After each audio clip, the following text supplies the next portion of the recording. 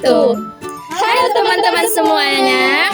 Kami dari mahasiswi MPI semester 6 IAIDU Asahan ingin mempresentasikan media pembelajaran kami pada mata kuliah evaluasi program pendidikan dengan judul Zakat Fitrah yang beranggotakan saya Siti Nurhidayah, Saya Indah Jauhara, saya Yeni Lubis, saya Jaitun Husaini Nasution, dan saya Sri Juwita. Baiklah, ini dia penjelasan materi kami. Nah, pada materi yang pertama, kita akan membahas apa itu zakat dan zakat fitrah. Yang pertama, kita akan mengetahui pengertian dari zakat. Zakat menurut bahasa berasal dari kata zakah, menjadi dasar dari berbagai kata terkait zakat seperti yuzaki, takziatan, dan zakah yang berarti bersih, suci, tumbuh, dan berkembang. Secara istilah hukum Islam, zakat adalah mengeluarkan atau memberikan sebagian harta tertentu kepada orang-orang yang berhak menerimanya dengan syarat dan ketentuan tertentu pula. Nah, membayar zakat ini hukumnya wajib jika telah memenuhi syarat dan rukun serta ketentuan lainnya. Sebagaimana dijelaskan oleh Allah Subhanahu wa taala dalam Quran surah An-Nur surah ke-24 ayat 56 yang artinya, "Dan dirikanlah salat, tunaikanlah zakat dan taatlah kepada Rasul supaya kamu diberi rahmat." Selanjutnya kita akan membahas pengertian dari zakat fitrah.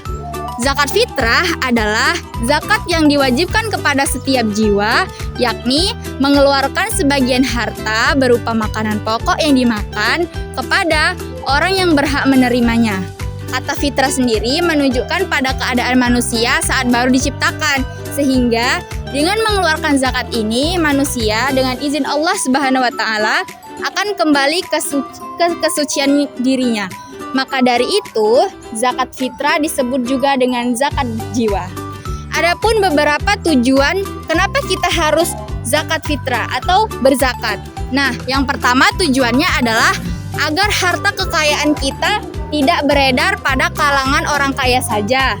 Nah, yang kedua, menunjukkan ketaatan kepada Allah Subhanahu wa taala.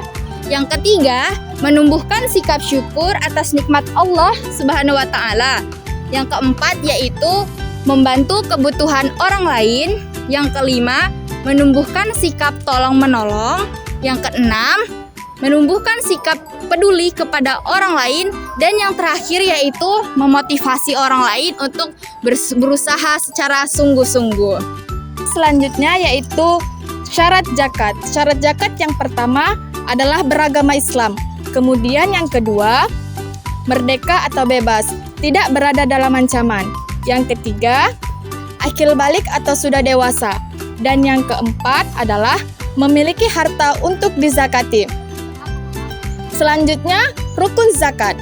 Rukun zakat yang pertama itu berniat ketika menunaikan zakat. Yang kedua, adanya muzaki atau orang yang berzakat. Yang ketiga, adanya mustahi atau orang yang menerima zakat. Dan yang keempat, adanya barang atau harta yang dizakati. Materi selanjutnya adalah mustahik zakat. Ayat yang menjelaskan tentang mustahik zakat terdapat di dalam Quran surah At-Taubah surah ke-9 ayat ke-60. 8 golongan dalam mustahik zakat. Yang pertama yaitu fakir. Fakir adalah orang yang tidak mempunyai harta. Yang kedua adalah miskin. Miskin adalah orang yang kekurangan harta. Yang ketiga adalah amil. Amil adalah panitia zakat. Yang keempat ada mu'alaf. Mu'alaf adalah orang yang pertama masuk Islam. Yang kelima ada hamba sahaya. Hamba sahaya adalah budak belia yang ingin merdeka. Yang keenam ada garim. Garim adalah orang yang terlilit hutang. Yang ketujuh ada sabilillah. Sabilillah adalah orang yang berjuang di jalan Allah. Yang kedelapan atau yang terakhir adalah Ibnu Sabil. Ibnu Sabil adalah orang yang sedang dalam perjalanan jauh yang kekurangan makanan. Materi selanjutnya yaitu kadar zakat fitrah.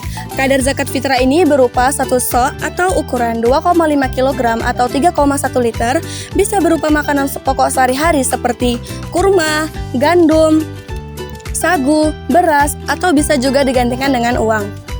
Selanjutnya itu materinya waktu membayar zakat fitrah. Waktu utama mengeluarkan zakat fitrah adalah sejak terbit fajar Idul Fitri hingga menjelang sholat Idul Fitri. Dan waktu lainnya itu awal bulan Ramadan hingga akhir bulan Ramadan. Materi selanjutnya, hikmah mengeluarkan zakat. Yang pertama adalah mensucikan diri dari dosa. Yang kedua, menolong sesama. Yang ketiga, membangun silaturahmi. Yang keempat, jauh dari dosa. Dan yang terakhir adalah zakat adalah ibadah. Demikianlah hasil dari pemaparan materi kami. Apabila ada kesalahan dan kekurangan dalam penyampaian materi, kami mohon maaf. Kami ucapkan terima kasih dan kami akhiri. Wassalamualaikum warahmatullahi wabarakatuh.